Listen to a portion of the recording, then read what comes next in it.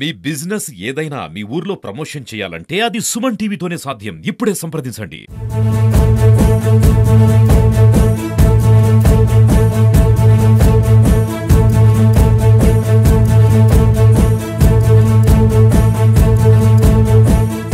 Welcome back to Suman TV. నేను మీ Suprasad.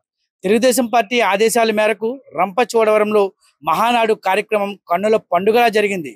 Rampachodavaram MLA మిరియాల శిరీష విజయభాస్కర్ దంపతుల ఆధ్వర్యంలో ఈ కార్యక్రమం ఎంతో ఘనంగా జరిగింది.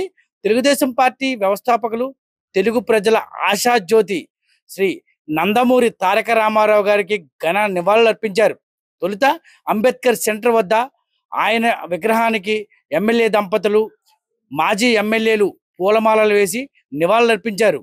అనంతరం తెలుగుదేశం పార్టీ శ్రేణులతో కలిసి గ్రామ రంపచోడవరం ప్రధాన రహదారిపై భారీ ర్యాలీ నిర్వహించి సభా ప్రాంగణానికి చేరుకున్నారు. అక్కడ తెలుగుదేశం నియోజకవర్గ ఇన్ఛార్జ్ మఠం విజయభాస్కర్ రక్తదాన శిబిరాన్ని ప్రారంభించి రక్తదానం చేశారు. ఈ సందర్భంగా ఎమ్మెల్యే శిరీషాదేవి తెలుగుదేశం పార్టీ జెండాను ఆవిష్కరించి జ్యోతి ప్రజ్వలన చేశారు. రంపచోడవరం నియోజకవర్గ ప్రజలకు తెలుగుదేశం పార్టీ ఎప్పుడు అండగా ఉంటుందని ఆమె భరోసా ఇచ్చారు. ఎన్టీఆర్ పేదలకు చేసిన కృషిని కొనియాడారు. కిలో ₹2 బియ్యం పథకం, గురుకులాలు, విద్యాలయాలు స్థాపన, పేదలకు పక్కా గృహాల పంపిణీ వంటి కార్యక్రమాలను, అనేక సంక్షేమ కార్యక్రమాలు సందర్భంగా గుర్తు చేశారు. తెలుగుదేశం పార్టీ నేటికి కూడా తిరగలేని పార్టీగా నడిపిస్తున్న నారా చంద్రబాబు నాయుడుకు ఆమె ప్రశంసించారు. రంపచోడవరం జిల్లా కేంద్రం ఏర్పాటు, అలాగే ఎన్టీఆర్కి భారతరత్న ఇవ్వాలని, పోలవరం నిర్వాసితుల సమస్యలు వంటి అంశాలపై తీర్మానాలు చేసి రాష్ట్ర మహానాడుకు నివేదిస్తామని ఎమ్మెల్యే శిరీషాదేవి తెలిపారు. అదేవిధంగా రాబోయే స్థానిక సంస్థల ఎన్నికల్లో టీడీపీ అభ్యర్థుల గెలుపుకు ప్రతి కార్యకర్త కూడా కృషి చేయాలని ఆమె పిలుపునిచ్చారు. చంద్రబాబు, లోకేష్లకు ఎమ్మెల్యే శిరీషాదేవి ప్రజల ఆశీస్సులు ఎల్లప్పుడూ ఉండాలని ఆమె కోరారు. ఈ సందర్భంగా మాజీ శాసనసభ్యులు, జీసీసీ డైరెక్టర్ గొల్లె సునీత, నియోజకవర్గ పరిశీలకులు చెల్లుబోన శ్రీనివాస్, సీతంచెట్టి వెంకటేశ్వరరావు, చిన్నం బాబు రమేష్లు కూడా తెలుగుదేశం పార్టీ చేసిన కృషిని కొనియాడారు. ఈ మహానాడుకు విచ్చేసిన తెలుగుదేశం పార్టీ కుటుంబ సభ్యులందరికీ ఎమ్మెల్యే శిరీష విజయభాస్కర్ దంపతులు సుమారు 3000 మందికి పైగా భోజన సదుపాయాన్ని కల్పించారు. మన మాట వినట్లేదని, ఎందుకంటే ఆ దుర్మార్గుడు కూడా కొంచెం మంది భయపడతా ఉన్నారు. ఆడు భయపెట్టే మనము భయపెట్టే కరెక్ట్ కాదు కదా. అధికారులు ఎవరిని మనం బెదిరించొద్దు. ఎందుకంటే మన పార్టీ సిద్ధాంతాలు వేరు, మన ముఖ్యమంత్రి గారి ఆలోచన వేరు. క్రమశిక్షణతో పద్ధతిగా వెళ్ళాలనేటువంటి దృక్పథం కలిగినటువంటి నాయకులు మన చంద్రబాబు నాయుడు గారు. కనుక మనమందరం కూడా శాంతి సమాధానంగానే ముందుకెళ్దాం. ఈ 10 నెలలే మీరు చూసారు, ఇంకా మా పనులు జరగట్లేదని బాధపడాల్సిన అవసరం లేదు. ఈ మహానాడు అవ్వగానే ప్రతి మండలంలో, ప్రతి గ్రామానికి కూడా మేము పల్లె నిద్ర కార్యక్రమం పేరుతో రాబోతా ఉన్నాము. అప్పుడు ఇంకా నెక్సల్స్ భయం అని కానీ, ఇంకో భయం అని కానీ ఎవరు భయపెట్టినా సరే భయపడే ప్రసక్తే లేదు. ఎందుకంటే ఇప్పటికే చాలా గ్యాప్ వచ్చింది మీకి మాకి. అధికారులు అంటూ ఉన్నారు, మీరు వెళ్తే మీ ప్రాణానికి నష్టం, మీరు పోతే మీరు ఓట్లేసి గెలిపించినటువంటి ప్రజల పరిస్థితి ఏంటి అని మాట్లాడేటువంటి పరిస్థితి. అందువల్ల కొంచెం మేము గ్రామాల్లోకి, లోపల విలేజెస్కి రానటువంటి పరిస్థితి చోటు చేసుకుంది. కనుక ఈ మహానాడు అవ్వగానే ప్రతి గ్రామానికి కూడా వచ్చి మేము సందర్శించి సమస్యలని పరిష్కరించే దిశగా మేము ముందుకెళ్తాము. అదేవిధంగా పార్లమెంట్ లెవెల్లో రేపు విజయనగరంలో, పార్వతీపురంలో రేపు 22న మహానాడు కార్యక్రమం. దేవుని మొక్కు అని అంటా ఉన్నారు.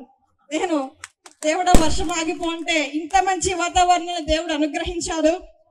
దేవుడికి మరొకసారి నేను కృతజ్ఞతలు తెలియజేస్తా ఉన్నాను. అదేవిధంగా రాబోయే రోజుల్లో కూడా మీరందరి ఆశీర్వాదాలు, సపోర్టు మన నాయకుడు సీఎం గారికి, లోకేష్ గారికి, అదేవిధంగా మీరు ఎన్నుకున్న ఈ ఎమ్మెల్యే శిరీషకి మీరందరూ ఎప్పుడు మీ యొక్క అభిమానాన్ని, మీ యొక్క ప్రేమను పంచి ఉన్నతమైన స్థానాల్లో ఉండి మన ప్రాంతం అభివృద్ధికి కృషి చేసే దిశగా మీరందరూ ఆశీర్వాదాలు ఉండాలని మరొకసారి మీ అందరికీ కోరుకుంటూ, ఇంత మంచి అవకాశం ఇచ్చినటువంటి మీ అందరికీ పేరు పేరున మరొకసారి మీ అందరూ అవకాశం ఇచ్చి గెలిపించినందుకు ప్రత్యేకించి మీ అందరికీ నేను శిరస్సు వంచి నా యొక్క పాదాభివందనాలు తెలియజేస్తా ఉన్నాను.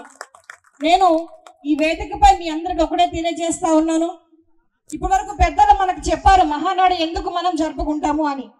మన ఎన్టీ రామారావు గారు యొక్క జయంతిని పురస్కరించుకొని ప్రతి సంవత్సరం ఈ నెల 27, 28, 29 తారీఖుల్లో ఈ యొక్క మహానాడు కార్యక్రమం రాష్ట్ర వ్యాప్తంలో జరిపిస్తారు మన విజయవాడ ఇలాంటి ప్రాంతాల్లో. దానిలో భాగంగా ఈరోజు మనం ఇక్కడ పెట్టుకున్నాం. నిజంగా ఈరోజు మన ఏజెన్సీ ప్రాంతం ఇంత అభివృద్ధి చెందిందంటే కారణం కూడా మన నందమూరి తారక రామారావు గారనే చెప్పాలి. మన ప్రాంతానికి ఆయన వచ్చి ఇక్కడే ఒక రోజు అనేక సినిమాల షూటింగ్ నిమిత్తం, అదేవిధంగా పర్యటనలో భాగంగా మారేడుమిల్లి కోట ఆ ప్రాంతంలో నివాసం ఉండి గిరిజనులు పడుతున్నటువంటి బాధలు స్వయంగా చూసి గిరిజనులు వెనకబడి ఉన్నారు, నిరక్షరాస్యతలో ఉన్నారు అని గుర్తించి ఇక్కడ ఉద్యోగ అవకాశాలు కల్పించాలి, కేవలం కొండపోడు వ్యవసాయానికి మాత్రమే వీళ్ళు పరిమితం అయిపోతా ఉన్నారు, వీరికి ఒక ఉపాధి అవకాశాలు కూడా కల్పించే దిశగా మనము అనేక రకాలుగా ఆలోచన చేయాలనే దృక్పథంతో మనకి జీడి మామిడి మొక్కలు ఇచ్చి వాటి పెంపకానికి కూడా ప్రోత్సహించినటువంటి మహనీయుడు మన ఎన్టీ రామారావు గారు. ఈ రోజు మనం జీడి మామిడి తోటలు అమ్ముకొని ఏజెన్సీ వారికే ఇవ్వాలనేటువంటి ఒక ఆలోచన కూడా ఆయన నుంచి పుట్టినదే. ఇక ప్రత్యేకమైన చట్టాలు తీసుకొచ్చి 1/70 చట్టం, గిరిజన భూములు ఎవరు ఆక్రమణకు గురి కాకుండా ఇట్లాగా గిరిజన పక్షంగా ఉన్నటువంటి వ్యక్తి మన ఎన్టీ రామారావు గారు. ఈ రోజు బిడ్డలు చదువుతున్నారంటే ఏపీఆర్ కాలేజీలను కానీ 15 సంవత్సరాల తర్వాత వచ్చింది. మీ అందరిలో కొంచెం నిరాశ ఉన్నదన్నది వాస్తవమే, కానీ 10 సంవత్సరాలు పాలించిన రాక్షసుల యొక్క మూలాలు ఇంకా అక్కడ కొన్ని ఉన్నాయి. మీ అందరికీ వేదికపై నేను ఒకటే తెలియజేస్తా ఉన్నాను, ఇంకో 2-3 నెలల్లో ఈ నరరూప రాక్షసుడు అత్తారింటికి వెళ్ళబోతా ఉన్నాడు.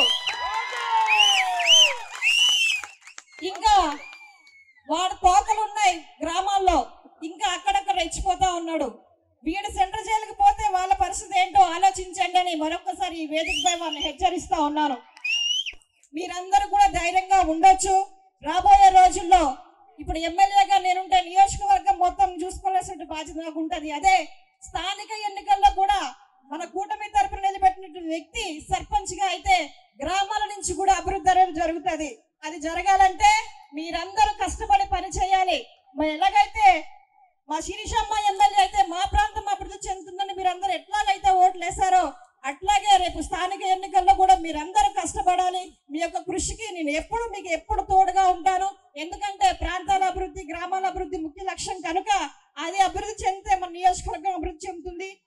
పెట్టుబడులు పెట్టడానికి కానీ అదేవిధంగా సంక్షేమం అభివృద్ధి జరగాలంటే వీటి ద్వారా జరుగుతాయి. కనుక ఇక్కడికి వచ్చిన ప్రతి ఒక్క కార్యకర్త 100 నుంచి 500 ఓట్లు వేయించగల సామర్థ్యాలు ఉన్నారు నాకు తెలుసు. ఎందుకంటే మీరెవరు డబ్బులు ఇస్తాము ఈ రోజు మహానాడు జరుగుతుంది అక్కడికి రండి అంటే వచ్చిన వాళ్ళు మీరు కాదు, మీ యొక్క రక్తంలో పసుపును పురుముకుని ఉన్నారు మీరు. కనుక ప్రతి ఒక్క కార్యకర్తను కోస్తే పసుపే వస్తుంది అనేటువంటి వ్యక్తులు మీరందరూ కూడా మరొకసారి తెలియజేస్తాను. మీరందరూ నా కుటుంబ సభ్యులు. ఎందుకంటే నేను ఎమ్మెల్యే అయిన ఈ 10 నెలల్లో ఎప్పుడు కూడా స్వార్థంగా ఆలోచించలేదు. అక్క నాకు పలానా అవసరం, మన కార్యకర్త పలానా వ్యక్తి వైసీపీ టీడీపీ కాదు, అనారోగ్యంతో ఉన్నారు, పేద కుటుంబం, వారికి ఎంతో కొంత మీరు సాయం చేయండి అంటే తోచిన సాయం. ఉచితంగా అంబులెన్స్, హాస్పిటల్ కి మనం ఇచ్చేటువంటి కొన్ని నిధులు, ఏదైనా పాఠశాలకు వెళ్తే అక్కడ ఇబ్బందులు అయితే అక్కడ నాకు వచ్చేటువంటి జీతంతో సహా ప్రజలకే నేను వెచ్చిస్తా ఉన్నాను. ఇది దేవునితో సమానమైనటువంటి వేదిక కనుక ప్రతి ఒక్కటి మీరు నా కుటుంబ సభ్యులు కనుక నేను మీతో షేర్ చేస్తా ఉన్నాను. ఎవరు చేశారు ఇంత ఘనంగా మహానాడు కార్యక్రమం? ఈ రోజు ఈ కార్యక్రమం